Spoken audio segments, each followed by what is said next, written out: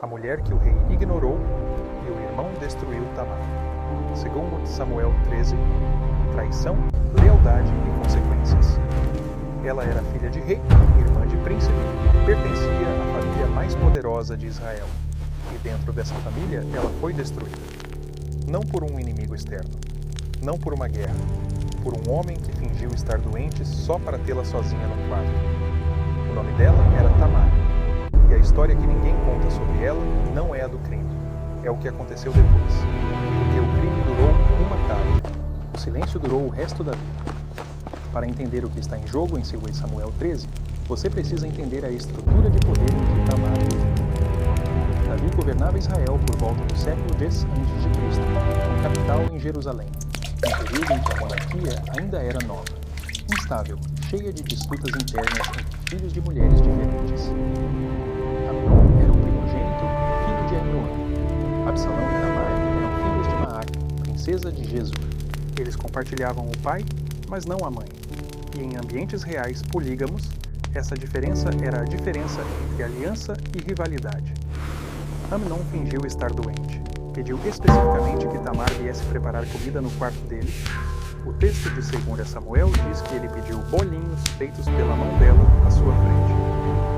Arqueólogos e estudiosos do Levante Antigo documentam que a preparação de comida por uma mulher no espaço privado masculino tinha conotação ritualística de intimidade. Não era uma visita comum. Era um convite com protocolo. Tamar não tinha como recusar sem desobedecer o próprio pai, Davi, que autorizou a visita. Ela entrou no quarto com as mãos cheias de comida. Saiu com as mãos vazias e as vestes rasgadas. O que acontece depois é onde o roteiro de poder realmente começa. Tamar faz algo que poucas mulheres na Bíblia fazem. Ela nomeia o crime em voz alta. Ela diz diretamente a Amnon: esse mal que me fazes é maior do que o que me fizeste antes. Ela usa a linguagem de lei, não de emoção. Ela conhecia os códigos do Deuteronômio. Ela sabia que o que havia sido feito era uma violação com consequência jurídica. O espelho contemporâneo aqui é direto. Uma mulher que em pleno século X a.C., numa câmara real, articula o dano causado com precisão técnica. É a mesma estrutura cognitiva de uma depoente que hoje nomeia abuso com vocabulário jurídico diante de um tribunal. O mecanismo é idêntico. Apenas o cenário mudou. Amnon, depois de cometer o crime, a expulsa. O texto é cirúrgico. O ódio com que a odiou foi maior que o amor com que a amava. Ela sai com a túnica de mangas compridas rasgada, a túnica que só as filhas virgens do rei usavam, documentada por historiadores como marcador de status e pureza intocável. Ela rasga a própria roupa para sinalizar o que aconteceu. Anda pela cidade assim, Davi soube. O que ele fez? Nada. O texto diz que ele ficou muito encolerizado.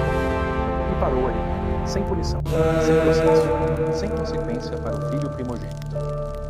Historiadores bíblicos apontam que a inação de Davi pode ter sido protegida por uma cláusula jurídica documentada em Deuteronômio 23, que permitia que o estuprador se casasse com a vítima. Amnon não casou. E Davi não agiu. O silêncio do rei foi o segundo turno. Absalão viu a irmã chegar com a túnica rasgada. Ele perguntou se havia sido Amnon. Ela confirmou. Absalão disse a ela: cala-te, ele é teu irmão. Não tomes isso tão a peito. Depois, a levou para a própria casa. O texto registra que ela viveu desolada na casa de Absalão. A palavra hebraica usada, shomemá, carrega o sentido de terra arrasada, como um campo depois de uma batalha. Não é metáfora poética. É designação de estado, uma pessoa que foi devastada e parou de funcionar como antes. Absalão esperou 2 anos, não fez nada visível. Não falou com Amnon, não confrontou Davi. Planejou em silêncio. E quando agiu, foi durante uma festa de tosquia de ovelhas em Baal Hazor, onde mandou servir vinho ao irmão até ele estar suficientemente vulnerável para ser morto pelos servos. O planejamento de Absalão é documentado no texto com detalhe de estratégia militar. Ele escolheu o momento, o lugar, os executores e a saída. E então fugiu para Gesur, o reino do avô materno, onde viveu 3 anos sem consequências, porque Davi não o perseguiu. Aqui está o insight que a história raramente entrega. A vingança de Absalão não foi por amor a irmão, foi por poder. A morte de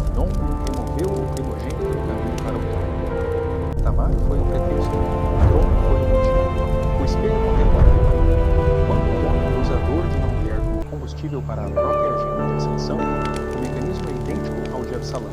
A retórica de proteção mascara o movimento de poder. 3.000 anos atrás ou hoje, a estrutura é a mesma. Itamar. O texto fecha com ela viva, silenciosa e desolada. Sem julgamento, sem restauração, sem menção posterior.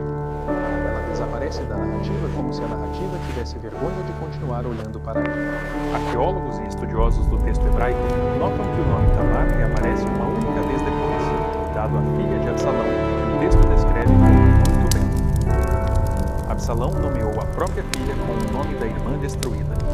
Não se sabe se foi homenagem ou consciência culpada. O que Tamar nos deixa não é uma lição de superação. É uma lição de arquitetura de poder. Ela foi destruída não por fraqueza, mas porque estava rodeada de homens que tinham mais a ganhar com o silêncio dela do que com a justiça. O pai que não morreu, o irmão que vingou por interesse próprio, o agressor que continuou vivo por 2 anos depois do crime, jantando à mesa do rei. A mulher que nomeia o dano com precisão técnica e não é ouvida, não é uma figura antiga, é uma figura permanente. E o que muda entre o século X a.C. e hoje não é a estrutura. É o número de pessoas dispostas a interromper o silêncio antes que o dano vire desolação. No próximo vídeo, uma mulher que não tem nome, que não tem voz no texto, que foi entregue por um homem que deveria protegê-la, e o que o texto faz com o corpo dela depois é a passagem mais perturbadora de toda a Bíblia. Se você ainda não se inscreveu no canal, faz isso agora. O que vem a seguir vai mudar a forma como você lê qualquer texto sagrado.